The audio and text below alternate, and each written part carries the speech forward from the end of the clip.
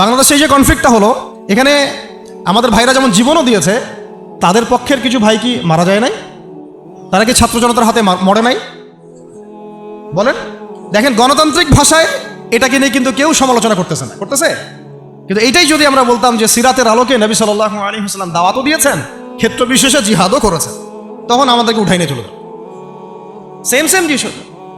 আপনি তো কনফ্লিক্টেই গেলেন, এখানেও তো মারলেন, এখানেও মরলেন। আমরা বলছি না যে এই মুসলিম কান্ট্রিতে, বাংলাদেশের এই চলমান প্রেক্ষাপটে, এই কান্ট্রিতে ওই রকম সশস্ত্র জিহাদের প্রেক্ষাপট তৈরি হয়েছে, এটা আমরা বলবো না, বললে ভুল হবে। এরকম প্রেক্ষাপট বাংলাদেশে এখনো তৈরি হয় নাই, এখন তৈরি হয় নাই। হ্যাঁ, যদি কোনো কুফার আমাদেরকে অ্যাটাক করে তখন তৈরি হবে, ঠিক আছে? আমরা চাচ্ছি না এটার জন্য কেউ প্রত্যাশী থাকুক, এটাও ঠিক না। কিন্তু বাংলাদেশে ওই প্রেক্ষাপট তৈরি হয়নি। কিন্তু সিরাতের পুরো বিষয়টা মানুষের মধ্যে জানার দরকার আছে না নাই? যেমন বাংলাদেশের মানুষ নামাজ শব্দ চিনে, রোজা শব্দ চিনে, হজ জাকাত এতটুকু চিনে, কিন্তু এরা শরিয়া আইন বুঝে না, খিলাফা বুঝে না, দাওয়াত জিহাদ এগুলো বুঝে না, তাই না? আমর বিল মারুফ নাহি আনিল মুনকার অনেকে বুঝে না, পূর্ণাঙ্গ ইসলাম ইকামতে দিন এটা তারা বুঝে না। কিন্তু নামাজ শব্দ তারা পরিচিত, চোরের হাত কাটতে হবে এটা তারা পরিচিত। আর কিছু মানুষ আছে যারা শরিয়া চায় না এই কারণেই যে শরিয়া যদি বাস্তবায়িত হয় তাহলে তারাই ব্যক্তি জীবনে পাপ করতে পারবে না, এই জন্য তারা শরিয়া চায়। সে তো নিজেই চোর, সে তো চাইবে না যে হাত কাটার বিধান চালু হোক। সে তো নিজেই দুর্নীতিবাজ, ও তো চাবে না যে এটা চালু হোক। এই আর কি, সবাই জেনা করতে চাচ্ছে, সবাই সুদ খাইতে চাচ্ছে, তাহলে এগুলো চালু হলে তো সমস্যা। তো মূল প্রসঙ্গে আসি, যে দেখুন, পশ্চিমাদের এই বোঝানো এবং শেখানো ইসলাম প্রকৃত ইসলাম নয়, পশ্চিমকালেও নয়। প্রকৃত ইসলাম সেটাই যেটা কোরআনে থাকবে, হাদিসে থাকবে এবং নবী সাল্লাল্লাহু আলাইহি ওয়াসাল্লামের সিরাতের মধ্যে থাকবে, এবং যার উপরে সাহাবায়ে কেরাম আমল করে দেখিয়েছেন, সেটাই প্রকৃত ইসলাম। নতুন করে কোনো মডারেশন অফ ইসলামের কোনো সুযোগ নাই। আমরা খুব আফসোসের সাথে লক্ষ্য করছি যে কিছু মডারেট ইসলামপন্থীদেরকে পশ্চিমারা মাথার উপর উঠাচ্ছে এখন। তাদেরকে আবার এমনভাবে রিপ্রেজেন্ট করতেছে মানে এরাই ইসলাম বুঝে, আমরা আর কিছুই বুঝি না। তা আসেন আমার সাথে লাইভ ডিবেটে বসেন না, আমার সাথে পুরো জাতির সামনে লাইভ ডিবেটে বসেন। এই যে কিছু বাউল মার্কা, লালন মার্কা ইসলাম যে প্রচার করতেছেন, এগুলো যে একেবারে সারাসার যে এগুলো একটা বিভ্রান্তি, গোমরাহি এবং পথভ্রষ্টতা, এটা নিয়ে তাহলে পুরো জাতির সামনে বসেন আমাদের সাথে। যদি জাতির সামনে বসতে লজ্জা পান তাহলে মাদ্রাসায় এসে বসেন, আমরা বুঝাই। এটাতে রাজি না। পশ্চিমারা বুঝাইছে যে ইসলাম, সেই ইসলাম তারা বুঝতে চায়। কিছু মানুষের কথা এতই মানে চাইল্ডিশ, প্রিম্যাচিওর, যে আপনারা কি শরিয়ার কথা বলে, পূর্ণাঙ্গ ইসলাম প্রতিষ্ঠার কথা বলে, ইসলামী আইনের কথা বলে দেশটাকে কি আপনারা সিরিয়া বানাতে যাচ্ছেন? দেশটাকে কি আপনারা আফগানিস্তান বানাতে যাচ্ছেন? এরকম কথা আসতেছে অনেক। তো সিরিয়া কি মুসলমানদের হাতে এই অবস্থা হয়েছে, নাকি সিরিয়া পশ্চিমাদের হাতে অবস্থা হয়েছে? উত্তর দেন। সিরিয়ার গৃহযুদ্ধটা কি মুসলমানরা লাগাইছে, না এই গৃহযুদ্ধের পিছনে পশ্চিমাদের এখানে ষড়যন্ত্র ছিল? আফগানিস্তানের এই ব্যাটেল কি আফগানিস্তানের মানুষ নিজেরা লাগাইছে, না পশ্চিমারা এসে এখানে মাথা ঢুকাইছে তারপরেই শুরু হয়েছে? রাশিয়ানরা যখন এখানে আসছিল এই আফগান কন্টিনেন্টে, তখন তারা অস্ত্র হাতে নিতে বাধ্য হয়েছে। পশ্চিমার আমেরিকা যখন আসছে, ন্যাটো যখন আসছে, তখন তারা আবার অস্ত্র হাতে নিতে বাধ্য হয়েছে। তা এখানে কি এই কনফ্লিক্ট, এই ক্রাইসিসের জন্য কি মুসলিমরা দায়ী? তাহলে এই কথা বলেই বা কি প্রমাণ করতে যাচ্ছে? তো ওরা যদি কোনো জাতির মধ্যে বিভাজন সৃষ্টি করতে চায়, বিশৃঙ্খলা সৃষ্টি করতে চায় এবং গলদ ইসলাম প্রতিষ্ঠা করতে চায়, আদর্শের খেলাফ কোনো আদর্শ বাস্তবায়ন করতে চায়, তখন কি সেই জাতির লোকেদের অধিকার নাই এটা নিয়ে কথা বলার, এটা নিয়ে প্রতিবাদ করার? এবং তারা যদি সামরিক হস্তক্ষেপ করে, তখন কি ওই জাতির উপর ওয়াজিব না ওদেরকেও সামরিকভাবে ডিফেন্ড করা? নাকি ওই সময় আমরা দাওয়াতের কথা বলবো? এই তো আমাকে প্রেক্ষাপট বুঝতে হবে। তো কিছু মানুষ আসলে চিন্তা করে কি, ইসলামটাকে এইভাবে চিন্তা করে, ইসলাম মনে হয় একটা ওই রান্না করা হাড়ির ভাত, একটা টিপলেই মনে হয় সব বোঝা যাবে। জি না, ইসলাম এমন কিছু না যে আপনি এই ফটো উঠাবেন, একটা করে কি বলে একটা ভাত উঠাবেন, উঠায় টিপ দিবেন, বাকি সব বুঝে ফেলবেন। ইসলাম এত সহজ দিন না, এত সহজ জীবন ব্যবস্থা না।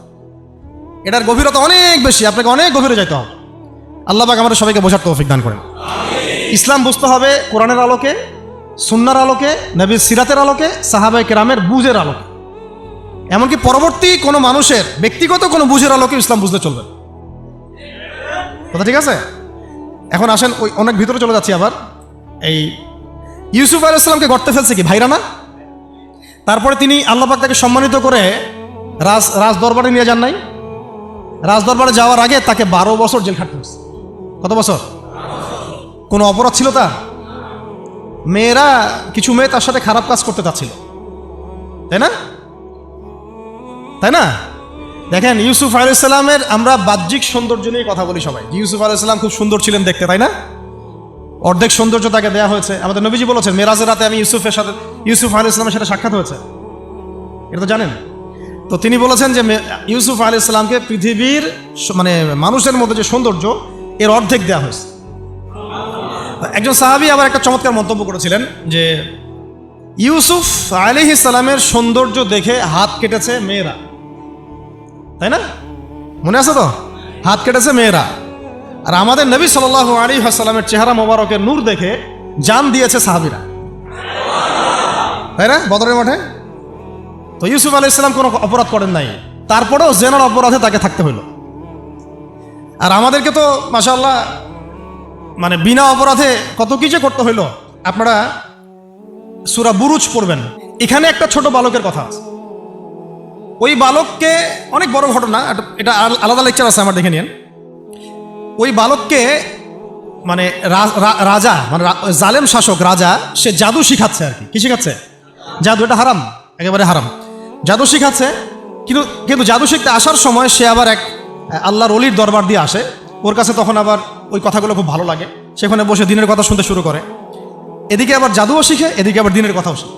এক পর্যায়ে তার মধ্যে এটা মানে প্রাধান্য বিস্তার করলো যে এটাই মনে হয় সত্য, আল্লাহর দিনের কথাটাই সত্য। একদিন রাস্তায় যাওয়ার সময় হঠাৎ একটা প্রাণী, মানে বিভৎস একটা প্রাণীর দেখা মিলছে, কেউ রাস্তা থেকে সরাইতে পারে না।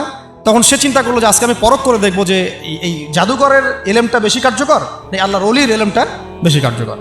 সে একটা পাথর নিয়ে নিক্ষেপ করে বলল, যদি হে আল্লাহ, আল্লাহর ওলি তোমার কাছে, এই পাদ্রী বুজুর্গ তোমার কাছে বেশি মাকবুল হয়, তাহলে আজকে এই ঢিলের ওসিলায় তুমি এই প্রাণীটাকে মেরে ফেলো। তো ওই ঢিল দেওয়ার সাথে সাথেই প্রাণী মারা গেছে।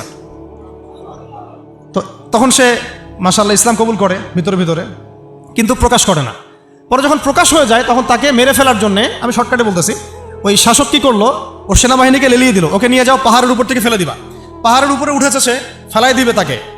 তখন সে একটা দোয়া পড়লো, আল্লাহুম্মা কফিনিহিম বিমা শি'তা। দোয়াটা শিখে নেবেন, আল্লাহুম্মা কফিনিহিম বিমা শি'তা। আমরা এই দোয়াগুলো করতাম, আল্লাহুম্মা কফিনিহিম বিমা শি'তা, আল্লাহুম্মা ইন্না নাজআলুকা ফি নুহুরিহিম ওয়া নাউযু বিকা মিন শুরুরিহিম, ইয়া মুনজিলাল কিতাব সারিআল হিসাব ইহজিমুল আহজাব, আল্লাহুম্মা হজিমহুম ওয়া জালজিলহুম। এগুলোর যে ইফেক্ট এটা আমরা নিজের চোখেই দেখেছি, ঠিক আছে?